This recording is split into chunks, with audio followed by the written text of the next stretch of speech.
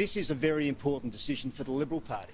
It's one that we have to make a decision. Do we want to let go a Labor government which is sending Victoria broke and woke, or do we want a Victoria that is strong and open and free? Because that's what I and the Liberal team that I lead offer Victorians. We've already announced policies to end the bad Belt and Road deal. We've announced policies to introduce zero to landfill and energy from waste facilities in Victoria, a new alternative source of energy for this state.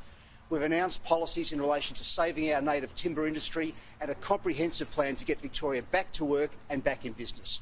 I'm very confident that I'll have the support of my team and the party room to keep doing the work we're doing, holding Labor account and building a better alternative.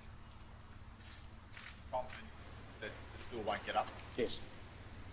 And what's your are you going to ask Brad Battin to resign as minister? Look, we'll deal with those matters afterwards. Why is this happening? Why is there even talk of a spell? I'm not the person initiating the motion. You're asking the wrong person. Look, if you look around the country, no state opposition is loving life at the moment, because that's what happens in a pandemic. There's always a natural focus on governments at the best of times, but in a pandemic that's magnified. So we're seeing that right across the country. The point is, in Victoria, we don't have an election next week or the end of this year. It's November next year. Everyone who will have had a vaccine by then, who have wanted to have one, will have had one. The focus will be on rebuilding the state, rebuilding Victoria from the economic devastation that we're currently seeing. And that is where I and my team are so well placed to do that. We've got the economic credentials, we've got the experience, and we'll have the ideas and the vision for Victoria. What happens this morning? Do you expect this to end speculation about your leadership? Look, I think that this is absolutely going to be a line in the sand.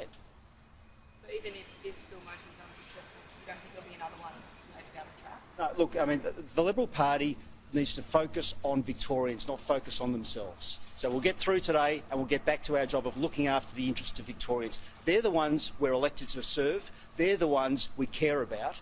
They're the ones we want to offer as an alternative government to. So we'll focus on Victorians. Were you surprised when you heard this yesterday? Did it come out of the blue for you? A bit of a shock, yeah.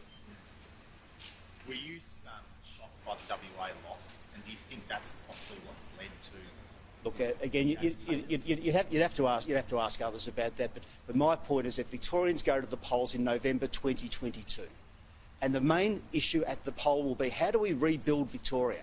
How do we rebuild our jobs and our small businesses? How do we rebuild our hospital system, which has got a waiting list crisis? How do we rebuild standards in our schools? That's the challenge. How do we rebuild the livability of this state? That's the focus of the next election, and that's why I'm absolutely confident that I and my team are best placed to offer that alternative to Victorians.